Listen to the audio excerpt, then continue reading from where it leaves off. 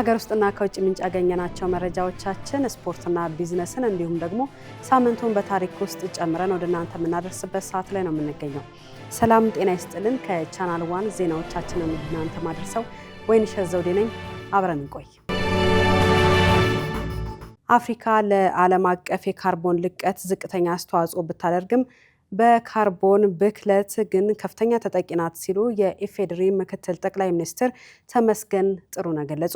ምክትል ጠቅላይ ሚኒስትሩ ይህን ያሉት በኢትዮ ግሪን ሞቢሊቲ ሳምንት አውደ ርዕይና ፎረም የመክፈቻ ስነ ስርዓት ላይ ባደረጉት ንግግር ነው። አክለውም ኢትዮጵያ የካርቦን ልቀትን ለመከላከል በአረንጓዴ አሻራና በታዳሽ ኃይል እየወሰደች ያለው እርምጃ ኮፕ 32ን ለማዘጋጀት እንድትመረጥ አድርጓታል ብለዋል። መንግስትም ይህንን ተግባር ለመደገፍና ለማበረታታት ሁሌም ቁርጠኛ መሆኑን አጽንኦት ሰጥተዋል። የማርበርግ ቫይረስ በተከሰተበት አካባቢ በድሮን የታገዘ የመድኃኒት ስርጭት ተጀምሯል። ጤና ሚኒስቴር ከኢትዮጵያ ኢንፎርሜሽን መረብ ደህንነት አስተዳደር ጋር በመተባበር መድኃኒቶችንና የክትባት ስርጭቱን በደቡብ ኦሞ ወደምትገኘው የዳሰነች ወረዳ መላኩን የጤና ሚኒስትሯ ዶክተር መቅደስ ዳባ በማህበራዊ ትስስር ገጻቸው አስፍረዋል። የዳሰነች ወረዳ ካለው ራቅ ያለ መልክዓ ምድር አኳያ በመኪና ለማጓጓዝ ረጅም ሰዓታት ይወስድ የነበረውን ጉዞ በድሮን በመታገዝ በጥቂት ደቂቃዎች ውስጥ ክትባቱን በ80 ዲግሪ ሴልሺየስ ቅዝቃዜ ጠብቆ በማድረስ ለአካባቢው ማህበረሰብ ክትባቱን መስጠት መጀመሩን ጠቁመዋል። ሚኒስትሯ ይህም ተግባር የጤና ሚኒስቴርና የኢትዮጵያ መድኃኒት አቅርቦት አገልግሎት የቴክኖሎጂ ውጤቶችን በመጠቀም ወረርሽኞችን ቀድሞ የመከላከልና የመቆጣጠር አቅሙን ወደ ላቀ ደረጃ ማሸጋገሩን በተግባር ያሳየበት ነው ብለዋል። በድሮን መድኃኒት የማድረስ አገልግሎት ከባለድርሻ አካላት ጋር ተጠናክሮ እንደሚቀጥልም ሚኒስትሯ ገልጸዋል። የግብርና ሚኒስቴር ከ322 ሚሊዮን ኩንታል በላይ ምርት መሰብሰቡን አስታወቀም። ይህም 653 ሚሊዮን ኩንታል ለማምረት የተያዘውን ሀገራዊ ግብ ለማሳካት ትልቅ መሻሻል የታየበት መሆኑን ሚኒስቴሩ ገልጿል። ከ20.9 ሚሊዮን ሄክታር በላይ መሬት የታረሰ ሲሆን ከዚህ ውስጥ የ14 ሚሊዮን ሄክታር ሰብል አስቀድሞ ተሰብስቧል። 2.5 ሚሊዮን ሄክታር መሬት በኮምባይነር የተሰበሰበ ሲሆን ይህም የጉልበት ወጪን ለመቀነስና ከአዝመራ በኋላ የሚባክነውን ምርት ለመቀነስ ረድቷል። 12.6 ሚሊዮን ሄክታር በኩታ ገጠም ታርሶ 5.2 ሚሊዮን ሄክታሩ መሰብሰቡ ተገልጿል። በኢትዮጵያ በህንፃዎችና በቤቶች ውስጥ የፀሐይ ኃይልን መጠቀም አስገዳጅ የሚያደርግ የፖሊሲ ማዕቀፍ እየተዘጋጀ ነው። የውሃና ኢነርጂ ሚኒስቴር በሁሉም ህንፃዎችና ቤቶች ውስጥ የፀሐይ ኃይል አጠቃቀምን በሂደት አስገዳጅ ለማድረግ የሚያስችል የፖሊሲ ማዕቀፍ እየተዘጋጀ መሆኑን አስታውቋል። ይህ የፖሊሲ ማዕቀፍ ከሌሎች የዓለም ሀገራት ልምድ በመውሰድ በተለይም በከተሞች ረጃጅም ህንፃዎች ባሉባቸው አካባቢዎች በእያንዳንዱ ቤትና ህንፃ ጣሪያ ላይ የፀሐይ ኃይል ቴክኖሎጂን በመግጠም ኃይል የመሰብሰብና ጥቅም ላይ የማዋል የሚያስችል ነውም ተብሏል። በሁሉም ህንፃዎችና ቤቶች ውስጥ የፀሐይ ኃይልን መጠቀም በስፋት ሲጀመር እንደ ሀገር የሚያጋጥመውን የኤሌክትሪክ ኃይል መቆራረጥ በዘላቂነት ሊያስቀር ይችላል የሚል ግምትም ተቀምጧል። የተሰነጠቁ ግንቦችን የሚጠግን አዲስ የባዮቴክኖሎጂ ጥናት በመጠናቀቅ ላይ መሆኑ ተነገረም። በኮንስትራክሽን ኢንዱስትሪ የሚታየውን የግብዓት ዋጋ መናርና የጥራት ችግር ለመፍታት የሚያስችል ባክቴሪያን በመጠቀም የተሰነጠቁ ግድግዳዎችን የመጠገን አዲስ የባዮቴክኖሎጂ ጥናት እየተጠናቀቀ መሆኑን የኮንስትራክሽን ማኔጅመንት ኢንስቲትዩት አስታውቋል። የኢትዮጵያ ኮንስትራክሽን ማኔጅመንት ኢንስቲትዩት ዋና ዳይሬክተር ኢንጂነር ታምራት ሙሉ እንደገለጹት ግኝቱ ግንባታዎች ከተጠናቀቁ በኋላ በግድግዳዎች ላይ የሚያጋጥሙ መሰንጠቆችን ያለ ሲሚንቶ ንክኪ ለመጠገን የሚያስችል ነው። ቴክኖሎጂው ባዮፊለር የተሰኙ ባዮሎጂካዊ ባክቴሪያዎችን በመጠቀም የተሰነጠቀው የህንፃ አካል ራሱን መልሶ እንዲያገግም የሚያደርግ የፈጠራ ውጤት መሆኑን አብራርተዋል። ይህ የባዮቴክኖሎጂ ግኝት የሲሚንቶና የሌሎች ውድ የግንባታ ግብዓቶችን ፍላጎት በመተካት ወጪን በእጅጉ እንደሚቀንስ ይጠበቃል ብለዋል። በአሁኑ ወቅት የጥናት ስራው በመጠናቀቅ ላይ የሚገኝ ሲሆን የፈጠራ ውጤቱን በቅርቡ ለማስተዋወቅና ወደ ተግባር ለማስገባት አስፈላጊው ዝግጅት እየተደረገ መሆኑን ዋና ዳይሬክተሩ ገልጸዋል። አዲሱ ግኝት በኮንስትራክሽን ዘርፉ የሚታዩ የጥራት ጉድለቶችን በዘላቂነት ለመፍታትና የአካባቢ ጥበቃን ከግምት ውስጥ ያስገባ ዘመናዊ የግንባታ ስርዓትን በሀገሪቱ ለመዘርጋት ትልቅ አቅም እንደሚፈጥርም ተመላክቷል። የአዲስ አበባ ከተማ አስተዳደር የአሽከርካሪና ተሽከርካሪ ፍቃድና ቁጥጥር ባለስልጣን የተሟላ የተሽከርካሪ መሰረታዊ ሰነዶችን አሟልተው ሳያስረክቡ የተሽከርካሪ ገዢዎችን ወደ ተቋሙ የሚልኩ እንዲሁም ጉዳይ አስፈጻሚን በመመደብ ከተገልጋይ ተጨማሪ ክፍያን የሚቀበሉ አስመጪዎችን ከአሁን በኋላ በተቋሙ አገልግሎት እንዳያገኙ አገደም። ሁሉም የተሽከርካሪ አስመጪዎች ለገዢዎች የተሟላ የተሽከርካሪ መሰረታዊ ሰነዶችን እንዲሰጡና ገዢዎች ወደ ተቋሙ መጥተው ያለ እንግልትና ውጣ ውረድ ቀልጣፋ አገልግሎት ማግኘት እንዲችሉ በቂ መረጃ እንዲሰጡ በጥብቅ አሳስበዋል። ከ5560 በላይ ህገወጥ ማስታወቂያ በሰቀሉና በለጠፉ ተቋማት ላይ እርምጃ ተወሰደም። በአዲስ አበባ ከተማ አስተዳደር የግንባታ ፈቃድና ቁጥጥር ባለስልጣን በከተማው ከዲጂታል ማስታወቂያዎች ውጭ ህገወጥና ከተቀመጠው መስፈርት በታች የሆኑ የውጭ ማስታወቂያዎች እንዳይሰቀሉና እንዳይለጠፉ የማድረግ ስራን እየሰራ ስለመሆኑ አስታውቋል። በዚህም ባለፈው አንድ ወር በ11ዱም ክፍለ ከተሞች ተሰቅለውና ተለጥፈው የነበሩ ህጋዊ ያልሆኑ የውጭ ማስታወቂያዎችን ማንሳቱንና ማስታወቂያ ለጣፊ ተቋማቱን የገንዘብ ቅጣት እንዲቀጡ ማድረጉን ጠቁሟል። ፈቃድ የሌላቸው ማስታወቂያ ሰቃዮች ፈቃድ እንዲወስዱና ወደ ህጋዊ መስመር በመግባት በዲጂታል መልኩ ማስታወቂያዎችን እንዲያሳዩ ባለስልጣኑ አሳስቧል።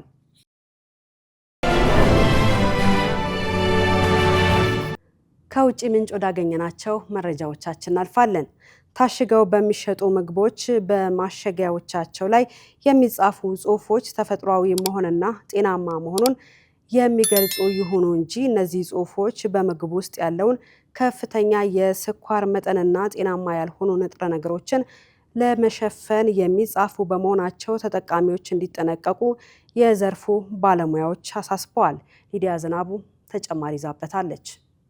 ሙሉ ለሙሉ ተፈጥሯዊ ወይም ኦል ናቹራል፣ ዝቅተኛ የስብ መጠን ወይም ሎፋትና የመሳሰሉ ጽሑፎች የተጻፉባቸው የታሸጉ ምግቦች ከጽሑፉ በተቃራኒ ከፍተኛ የሆነ የስኳር መጠን ያላቸው ሲሆን እንዲሁም ለስኳር፣ ለልብ ህመም፣ ከልክ ላለፈው ውፍረትና የስኳር በሽታ እንደሚያጋልጡ ባለሙያዎቹ አሳስበዋል። ባለሙያዎቹ እንደሚናገሩት ከሆነም አዲሱ የአሜሪካ የምዘና ደንብ ኩባንያዎቹ የጨመሩትን የስኳር መጠንና አይነት እንዲገልጹ የሚያስገድድ በመሆኑ ፊታቸውን መጠናቸው ወዳልታወቀ የስኳር አይነቶች በማዞር ጣፋጭነታቸውን ያለቀቁ ነገር ግን መጠናቸው ያልታወቀ የታሸጉ ምግቦችን በማምረት ላይ ይገኛሉ። የስነ ምግብ ባለሙያዎችም እንደ እርጎ፣ ከእጽዋት የተቀመሙ ወተቶች እንዲሁም በፋብሪካ የተጠበሱ ለውዝ ላይ ያሉትን የመጠን ዝርዝር መመልከት አስፈላጊ መሆኑን እንዲሁም የተጨመረው ስኳር የአሜሪካ የምግብና መድኃኒት አስተዳደር ከሚመክረው በየዕለቱ ከ10 በመቶ ካሎሪ መብለጥ እንደሌለበት ገልጸዋል። በማሸጊያዎቹ ላይ ያለውን መጠን በመመልከትና ምክሮችን በመተግበር በእነዚህ ምግቦች ላይ ካለው ድብቅ የስኳር መጠን ራሳችንን መከላከል ለጤናችን መጠበቅ አስፈላጊ መሆኑን ባለሙያዎቹ አጽንኦት ሰጥተው አሳስበዋል። ዘገባው የአሶሺየትድ ፕሬስ ነው። አሜሪካ በናይጄሪያና በሶሪያ ላይ የወሰደችው ጥቃት ሀገሪቱ አይስን ከመዋጋት ፖሊሲዋ ጋር የሚጣጣም ነው ሲሉ ሪፐብሊካኑ የምክር ቤት አባል ተናግረዋል። የምክር ቤቱ የትጥቅ አገልግሎት ኮሚቴ አባል ማይክ ተርነር ወታደራዊ ጥቃቶቹ ለአሜሪካ ኃይሎች የትራምፕን አዲስ መርህ የሚያመላክቱ እንደሆኑም አስረድተዋል። ጸጋነሽ ተሰማ። የአሜሪካ ምክር ቤት የትጥቅ አገልግሎት ኮሚቴ ከፍተኛ ሪፐብሊካን እንደተናገሩት ሀገሪቱ በቅርቡ በናይጄሪያና በሶሪያ የፈጸመችው ወታደራዊ ጥቃት ከአሜሪካ የውጭ ፖሊሲ ጋር የሚጣጣም እንደሆነ ገልጸዋል። የኦሃዮ ኮንግረስ አባል የሆኑት ማይክ ተርነር እንደተናገሩት ጥቃቱ ከአይኤስ ጋር ያለን ግጭት ቀጣይነት ማሳያ ነው። ከዚህ በፊት በዓለም ዙሪያ በኢራቅና ሶሪያ ታውቃላችሁ፣ አሁን ደግሞ በናይጄሪያ እያየነው ነው ሲሉ ተደምጠዋል። የተርነር አስተያየት የመጣው ትራምፕ በሰሜን ምዕራብ ናይጄሪያ በሚገኙ የአሸባሪዎች ካምፕ ላይ የመርከብ ሚሳኤል ጥቃት ከከፈተ ከ3 ቀናት በኋላ ነው። የዩናይትድ ስቴትስ የመከላከያ ሚኒስትር ፒት ሄግስ በኤክስ ገጻቸው እንደተናገሩት ትራምፕ በናይጄሪያና በሌሎች ቦታዎች የንጹሃኖች ግድያ መቆም አለበት በማለት ግልጽ አድርገዋል። አክለውም የትራምፕ አስተዳደር የጦርነቱን ክፍል በአዲስ መልክ አፍሪኮም ብለው መሰየማቸው የመከላከያ ክፍል ሁልጊዜ ዝግጁ እንደሆነ ማሳያ ነው ሲሉ ጠቁመዋል። ባሳለፍነው ሳምንት የአሜሪካው ፕሬዝዳንት ዶናልድ ትራምፕ በትሩዝ ትስስር ገጻቸው እንዳሰፈሩት በእኔ አመራርነት ዘመን ጽንፈኝነት እንዲስፋፋ አልፈቅድም፣ በናይጄሪያ ያካሄድነው ዘመቻም የዚህ አካል ነው ማለታቸው ይታወሳል። ዘገባው የዘጋርዲያን ነው። የሩሲያ ዩክሬን ጦርነትን ለማስቆም የሚያስችል ደረጃ ላይ ቢደረስም የግዛት ባለቤትነት ጉዳይ ግን መፍትሄ አለማግኘቱን የአሜሪካው ፕሬዝዳንት ዶናልድ ትራምፕ ተናግረዋል። ትራምፕ ከዩክሬኑ አቻቸው ቮሎዲሚር ዜሌንስኪ ጋር በፍሎሪዳ ተገናኝተው ተወያይተዋል። ዝርዝሩ የአማሩ ገብሩ ነው። በዚህ ውይይታቸው ዙሪያም ለጋዜጠኞች መግለጫ ሰጥተዋል። ይህ ውይይት ካለፉት ጊዜያት የተሻለ ነው ያሉት ትራምፕ እስካሁን ያልተፈቱ አስቸጋሪ የተባሉ ጥቂት ጉዳዮች አሉ፣ ከነዚህም ዋናው የመሬት ጉዳይ ነው ብለዋል። በአብዛኛው ሩሲያ የምትቆጣጠረው በምስራቃዊ ዩክሬን የሚገኘውን የዶንባስ ክልል የጦር ኃይል የሌለበት ክልል ለማድረግ የቀረበው ሐሳብም እስካሁን ያልተፈታ መሆኑን ትራምፕ አንስተዋል። አክለውም ለዩክሬን የደህንነት ዋስትና የሚያስገኘው ዕቅድ 95 በመቶ ያህል መጠናቀቁን ገልጸው ነገር ግን ዩክሬን የሚሰነዘሩባትን ጥቃቶች ለመከላከል የሚያገለግሉ የሎጂስቲክና ወታደራዊ ድጋፍ ጉዳዮች ላይ በግልጽ አልተስማሙም ሲል ቢቢሲ ጽፏል። ዩክሬን ተነጥቅ ያለው በምትላቸው መሬቶች ጉዳይ አሜሪካ ተደጋጋሚ የአቋም መቀያየር ባህሪ ስታንጸባርቅ ቆይታለች ያለው ቢቢሲ ትራምፕም ከባድ ጉዳይ ነው፣ ነገር ግን መፍትሄ ያገኛል ማለታቸውን ጠቅሷል። ዘለንስኪ በበኩላቸው በሁሉም ጉዳዮች ላይ ጠንካራ ውይይት ማድረጋቸውን ጠቅሰው ባለፈው ሳምንት ያቀረቡት ባለ 20 ነጥብ የሰላም እቅዳቸው 90 በመቶ ተቀባይነት ማግኘቱን አስታውቀዋል። በቀሪዎቹ ነጥቦች ላይም ከስምምነት ለመድረስ በቀጣዩ ሳምንት እንደሚገናኙ ገልጸዋል። በፈረንጆቹ 2022 የሩሲያ ዩክሬን ግጭት መከሰቱን ተከትሎ 20 በመቶ ያህል ይዞታዎችን ሩሲያ በቁጥጥር ስር አውላለች። በኖርዲክ ሀገራት የተከሰተው ከባድ አውሎ ነፋስ ሞትና የመሰረተ ልማት ውድመትን አስከትሏል። በስዊድን 2 ሰዎች በአደጋው ሕይወታቸው ሲያልፍ አንዱ በወደቀ ዛፍ ተመቶ መሞቱ ተዘግቧል። ነፋሱ በኖርዲክ ክልል ሰፊ የኃይል መቋረጥ ሲያስከትል በስዊድን ከ40 ሺህ በላይ ቤቶች የኤሌክትሪክ ኃይል ተቋርጦባቸዋል። የባቡር የአየርና የጀልባ ትራንስፖርት አገልግሎቶችም ተሰርዘዋል። ሕዝቡ አስፈላጊ ካልሆነ ጉዞ እንዲቆጠብና በቤት እንዲቆይ ባለስልጣናት ማስጠንቀቂያ መስጠታቸውን የስዊድን የዜና ኤጀንሲ ቲቲ ዘግቧል። በተመሳሳይ በፊንላንድ የተከሰተው ይህ አውሎ ነፋስ ከ33 ሺህ በላይ ቤቶች ያለ ኤሌክትሪክ እንዲቀሩ አድርጓል። በሰሜን ፊንላንድ በሚገኘው ግዙፉ ኪቲላ አየር ማረፊያ 150 ያህል ተሳፋሪዎችን የያዘ ከጄኔቭ የመጣ የስዊዝ አውሮፕላን ካረፈ በኋላ በንፋሱ ግፊት ከመንገዱ ወጥቶ በረዶ ግግር ውስጥ መግባቱን ኤልሴንኪ ታይምስ ዘግቧል። አየር መንገዱ በዚሁ ኃይለኛ ነፋስ ምክንያት በረራዎቹን ለመሰረዝም ተገዷል። ቻይና ኤአይ ላይ ጥብቅ ቁጥጥር ለማድረግ የሚያግዝ ረቂቅ ሕግ አዘጋጀች። የቻይና የሳይበር ተቆጣጣሪ አካል የሰው ልጅን ባህሪ ተላብሰው የተነደፉና ከተጠቃሚዎች ጋር የስሜት መስተጋብር የሚፈጥሩ የአርቲፊሻል ኢንተለጀንስ ወይም ኤአይ አገልግሎቶች ላይ ጥብቅ ቁጥጥር ለማድረግ ያዘጋጀውን ረቂቅ ሕግ ለሕዝብ አስተያየት ይፋ አድርጓል። ኤፍራታ ጥላውን ተጨማሪ ይዛበታለች። ቻይና በቴክኖሎጂ ዘርፍ ዓለምን ለመምራት በሚደረገው ውድድር ከግንባር ቀደሞቹ መካከል ትገኝበታለች። በሌላ መልኩ ሀገሪቱ የአርቲፊሻል ኢንተለጀንስ ፈጣን እድገት ሊያስከትል የሚችለውን ማህበራዊና ፖለቲካዊ ስጋት ለመቀነስም እየሰራች ትገኛለች። ረቂቅ ሕጉ በቻይና ለሕዝብ የሚሰጡ የሰው ልጅ ባህሪን፣ አስተሳሰብን፣ የተግባቦት ዘይቤዎችን የተላበሱና በጽሁፍ፣ በፎቶ፣ በድምጽ፣ በቪዲዮና በሌሎች አማራጮች ተዘጋጅተው ከሰው ልጅ ጋር ስሜታዊ መስተጋብር በሚፈጥሩ የኤአይ ምርቶችና አገልግሎቶች ላይ ተግባራዊ ይደረጋል። አገልግሎት አቅራቢዎች የተጠቃሚዎችን የኤአይ ምርትን ወይም አገልግሎትን የመጠቀም ዝንባሌ ከመጠን አልፎ ወደ ሱስ ደረጃ ስለመድረሱ ምልክት ሲያዩ ጣልቃ እንዲገቡ ረቂቅ ሕጉ ያስገድዳል። በተጨማሪም በምርት ውደቱ የደህንነት ኃላፊነቶችን መውሰድ እንዲሁም የአልጎሪዝም ግምገማ፣ የዳታ ደህንነትና የግል መረጃ ጥበቃ ስነስርዓቶችን ማቋቋም ይጠበቅባቸዋል። እንዲሁም ረቂቁ ሊከሰቱ ለሚችሉ የስነ ልቦና አደጋዎችም ትኩረት የሰጠ ሲሆን የኤአይ ምርት ወይም አገልግሎት አቅራቢዎች የተጠቃሚዎችን ሁኔታ ለይተው እንዲያውቁና የተጠቃሚዎችን ስሜትና አገልግሎቱ ላይ ያላቸውን የጥገኝነት ደረጃ እንዲገመግሙ ይደረጋል። ተጠቃሚዎች ከፍተኛ ስሜቶች ወይም የሱሰኝነት ባህሪ እንዳዳበሩ ከተረጋገጠም አቅራቢዎች ጣልቃ በመግባት አስፈላጊ እርምጃዎችን መውሰድ እንዳለባቸው በረቂቁ ተብራርቷል። የኤአይ አገልግሎቶች ብሔራዊ ደህንነትን አደጋ ላይ የሚጥሉ፣ አሉባልታን የሚያሰራጩ፣ አመጽን ወይም ጸያፍ ድርጊትን የሚያበረታቱ ይዘቶችን ማመንጨት የለባቸውም ሲል ረቂቅ ሕጉ ቀይ መስመር አስምሯል ሲል ሮይተርስ ዘግቧል።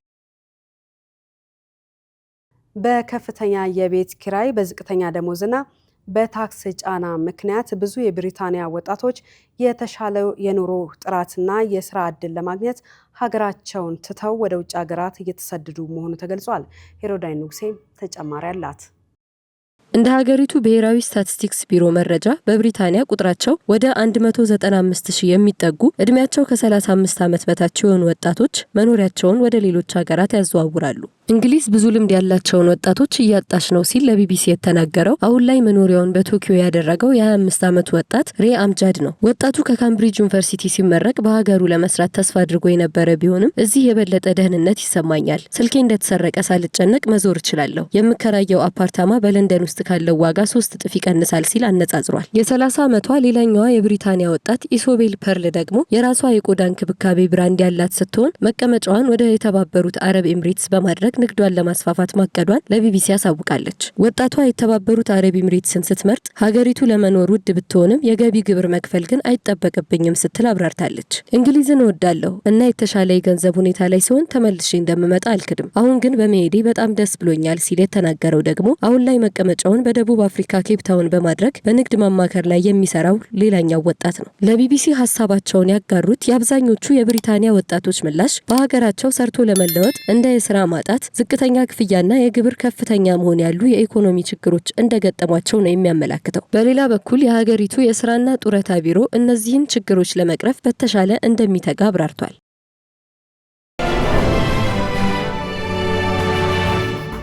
እንደ አውሮፓውያን አቆጣጠር በ1982 ሳምንቱን በታሪክ ውስጥ ጃማይካ የሀገሬው ተወላጅ የሆነውን እውቅ ሙዚቀኛ ቦብ ማርሊንን ለማክበር የመጀመሪያውን የፖስታ ማህተም አውጥታለች።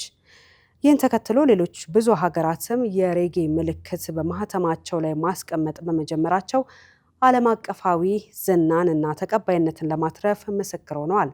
ጥንቅሩ የሊዲያ ዝናቡ ነው።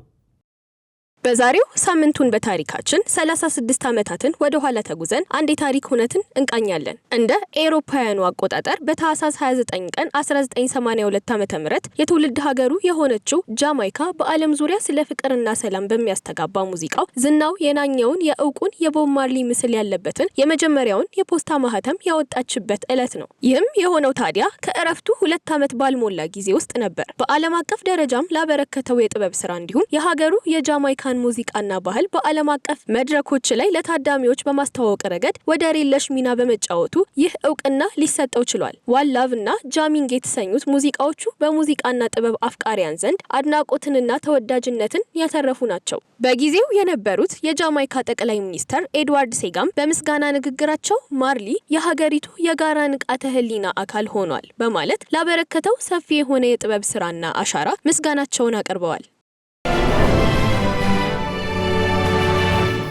ከሳምንቱን በታሪክ ጥንቅራችን ስንመለስ ደግሞ የቢዝነስ መረጃዎቻችንን ወደ እናንተ እናደርሳለን። የኢትዮጵያ የደረጃዎች ኢንስቲትዩት በሀገሪቱ በሚመረቱ መሰረታዊ የምግብ ምርቶች ላይ የብሔራዊ የበለጸገ ምግብ ምልክት ፎርቲፋይድ አጠቃቀም አማራጭ ሳይሆን ሕጋዊ ግዴታ መሆኑን አስታውቋል። ውሳኔው በተለይም በስንዴ ዱቄት፣ በምግብ ጨውና በምግብ ዘይት አምራቾች ላይ ተፈጻሚ የሚሆን ሲሆን ዓላማውም የህብረተሰቡን ጤና መጠበቅና የተመጣጠነ ምግብ እጥረትን መቅረፍ መሆኑን ተገልጿል። ማህሌት ደመላሽ ለዚህና ለሌሎች የቢዝነስ መረጃዎቻችን ትጠብቀናለች። የኢትዮጵያ የደረጃዎች ኢንስቲትዩት የስኪምና የደረጃ ምልክት አስተዳደር ስራ አስፈጻሚ አቶ ኦይሊያድ ሌንጮ እንደገለጹት እርምጃው በምግቦች ውስጥ ለጤና ወሳኝ የሆኑ ጥቃቅን ንጥረ ነገሮች መኖራቸውን ለማረጋገጥ ያለመ እንደሆነ አብራርተዋል። ይህም በተለይ በህፃናት ላይ የሚከሰተውን መቀጨጭ ለመከላከልና ለነፍሰ ጡር እናቶች አስፈላጊውን የተመጣጠነ ምግብ ተደራሽ ለማድረግ ጠቀሜታ እንዳለው አስረድተዋል። ኢንስቲትዩቱ ምልክቱን ያለአግባብ በሚጠቀሙ ወይም ግዴታቸውን በማይወጡ አካላት ላይ ጠንካራ ማስጠንቀቂያ አስተላልፏል። ይህን ድንጋጌ ተላልፎ የሚገኝ ማንኛውም አካል እስከ 5 ዓመት በሚደርስ ጽኑ እስራት ወይም እስከ 500 ሺህ ብር በሚደርስ የገንዘብ መቀጮ እንደሚቀጣ በጥብቅ አሳስቧል። እንደ ካፒታል መረጃ ኢንስቲትዩቱ እስካሁን ድረስ በምግብ፣ በኬሚካል፣ በኮንስትራክሽን፣ በሲቪል መሐንዲስነትና በኤሌክትሪክ ዘርፎች የተሰማሩ 347 አምራቾች የብሔራዊ የደረጃ ምልክት የምስክር ወረቀት አግኝተው ምልክቱን በህጋዊ መንገድ እየተጠቀሙ ይገኛሉ። መረጃዎቻችን እንደቀጠሉ ናቸው። የቻይና ገበያ ለኢትዮጵያ ቡና ያለው ፍላጎት እያደገ መምጣቱ ለኢትዮጵያ ትልቅ እድል ነው ሲሉ የኢትዮጵያ ቡናና ሻይ ባለስልጣን ዋና ዳይሬክተር አዱኛ ደበላ ገለጹ። የኢትዮጵያን ቡና በቻይና ገበያ የበለጠ ለማስተዋወቅና ኤክስፖርቱን ለማሳደግ ያለመ ኮንፈረንስ በቻይና ሁናን ግዛት እየተካሄደ ነው። ኮንፈረንሱ እያደገ የመጣውን የኢትዮጵያና ቻይና ጠንካራ ግንኙነት የሚያሳይ ሲሆን ወዳጅነታቸው በሁኔታዎች የማይለዋወጥ ስትራቴጂክ አጋርነት ምዕራፍ መሸጋገሩም ተገልጿል። ሁነቱ ኢትዮጵያን ጨምሮ የአፍሪካን ጥልቅ የኢኮኖሚ አቅም እንደሚያሳይም ተነግሯል። ቻይና የኢትዮጵያ ቡና ዋና መዳረሻ የሆነች የመጣች ሲሆን የዛሬ 5 ዓመት የኢትዮጵያን ቡና በመግዛት ከነበረችበት 33ኛ ደረጃ በተያዘው ዓመት ወደ 4ኛ ደረጃ ከፍ ብላለች። የቻይና ገበያ ለኢትዮጵያ ቡና ያለው ፍላጎት እያደገ መምጣቱ ለኢትዮጵያ ትልቅ እድል መሆኑን የኢትዮጵያ ቡናና ሻይ ባለስልጣን ዋና ዳይሬክተር ዶክተር አዱኛ ደበላ በወቅቱ ገልጸዋል። በቻይና የኢትዮጵያ አምባሳደር ተፈራ ደርበው በበኩላቸው እያደገ የመጣው የሁለቱ ሀገራት ግንኙነት በማንሳት ቡናም አንድ አስተሳሳሪ የሆነ መምጣቱን አጽንኦት ሰጥተው ገልጸዋል። ኢትዮ ቴሌኮም በተወሰኑ አገልግሎቶቹ ላይ መጠነኛ የዋጋ ማሻሻያ ማድረጉን አስታወቀ። ተቋሙ ዛሬ ይፋ ባደረገው መግለጫ ለደንበኞቹ የሚያቀርበውን አገልግሎት የበለጠ ተደራሽና ቀላል ለማድረግ እንዲሁም የቴክኖሎጂ እድገትን ተከትሎ የዋጋ ማሻሻያ አድርጌያለሁ ብሏል። ይህ አዲስ የዋጋ ማሻሻያ የድምጽ የመልእክትና የዳታ አገልግሎቶችን የሚያካትትና ደንበኞች ከዚህ በፊት ከነበረው ዋጋ በአነስተኛ ዋጋ አገልግሎቶችን እንዲያገኙ የሚያስችል ነውም ተብሏል። በዚህም መሰረት ደንበኞች በቴሌብር ጥቅል ሲገዙ የነበረው የ10 በመቶ ቅናሽ ወደ 20 በመቶ ቅናሽ ከፍ እንዲል ተደርጓል። ተቋሙ በርካታ ደንበኞች የሚጠቀሙባቸው 38 የተለያዩ የጥቅል አገልግሎቶች ላይ ምንም አይነት የዋጋ ማሻሻያ አለመደረጉንም አስታውቋል። በተጨማሪም ዝቅተኛ ገቢ ያላቸው የህብረተሰብ ክፍሎች የሚጠቀሙባቸው የ1 ብር፣ የ2 ብር፣ የ5 ብርና የ1 ሰዓት የጥቅል አገልግሎቶችን ባሉበት ይቀጥላሉ ሲል አስታውቋል። አክሎም ለአካል ጉዳተኞች፣ ለተማሪዎችና ለመምህራን የተዘጋጁ ልዩ ጥቅሎች ላይ ምንም አይነት ጭማሪ አለመደረጉን አክሏል። ኢትዮ ቴሌኮም የደንበኞቹ ቁጥር ከ89 ሚሊዮን መሻገሩንና የቴሌብር ተጠቃሚዎችም ከ56 ሚሊዮን በላይ መድረሱን አስታውቋል። በ2018 በጀት ዓመት ከደቡብ ኢትዮጵያ ክልል እስካሁን ከ6000 ቶን በላይ ቡና ለማዕከላዊ ገበያ መቅረቡን የክልሉ ቡናና ቅመማ ቅመም ባለስልጣን አስታወቀ። የባለስልጣኑ ዋና ስራ አስፈጻሚ አማኑኤል ብሩ እንዳስታወቁት በክልሉ በተያዘው ዓመት ከ131000 ቶን በላይ ቡና በመሰብሰብ ወደ 46400 ቶን የሚጠጋ ቡና ለማዕከላዊ ገበያ ለማቅረብ እየተሰራ መሆኑን አስረድተዋል። በዚህም ለመሰብሰብ ከታቀደው ውስጥ እስካሁን ከ52000 ቶን በላይ ቡና መሰብሰብ መቻሉን የተናገሩ ሲሆን ከ6000 ቶን በላይ የታጠበና ጀንፈል ቡና ለማዕከላዊ ገበያ መቅረቡን ተናግረዋል። እንደ ኢዜአ ዘገባ ባለፈው ዓመት ከክልሉ ከ43000 ቶን በላይ ቡና ለማዕከላዊ ገበያ ቀርቧል። የዕለቱን የመጨረሻውን የቢዝነስ መረጃችንን አድርሳችሁ በአውቶሞቲቭና በአውቶሞቢል የምርት ደረጃ ላይ በቅድሚያ የሚቀመጠው ማርሴዲስ ቤንዝ የቻይና ሞተርን ሊጠቀም መሆኑ ተገለጸ። ማርሴዲስ ይፋ እንዳደረገው ለአዲሱ ሞዴል መኪና የሚጠቀመው ሞተር ከቻይናው ጄሊ የተሰኘ የመኪና አምራች የሚገዛ ነውም ተብሏል። የቻይናን ዕቃ የሚኮንኑ የምዕራብ ሀገራት ደንበኞች ውሳኔው ግርታን የፈጠረባቸው ሲሆን አንዳንዶቹ ኩባንያው ልክ እንደ ሌሎቹ የጀርመንና መኪና አምራቾች በቻይና ማምረቻ ስላለው ነው ብለው ሲሳለቁም ተደምጠዋል። ነገር ግን ኩባንያው ወደ ገበያ ለሚያስገባቸው የሶስተኛ ትውልድ ሞዴል የቤት መኪኖቹ የቻይናን ሞተሮች ይጠቀማለሁ በሚለው አቋሙ ጸንቷል። የተለያዩ የዜና ምንጮች እንደዘገቡት በቻይና ጎዳናዎች በብዛት የሚታዩት የጀርመንና አሜሪካ ስሪት የሆኑ የቤት አውቶሞቢሎች ብዛት ብቻ ሳይሆን ተወዳጅነት ጭምርም አላቸው። በመጨረሻም ስፖርት። በሞሮኮ እየተካሄደ የሚገኘው የአፍሪካ ዋንጫ መነጋገሪያ መሆን ጀምሯል። ዴሞክራቲክ ሪፐብሊክ ኮንጎ ቤኒንን 1-0 በረታችበት ጨዋታ የኮንጎ ተጫዋች ከስትሬቸር ተነስቶ ወደ ሜዳ ገብቷል። አናውል ተስፋ ተጨማሪ አለው።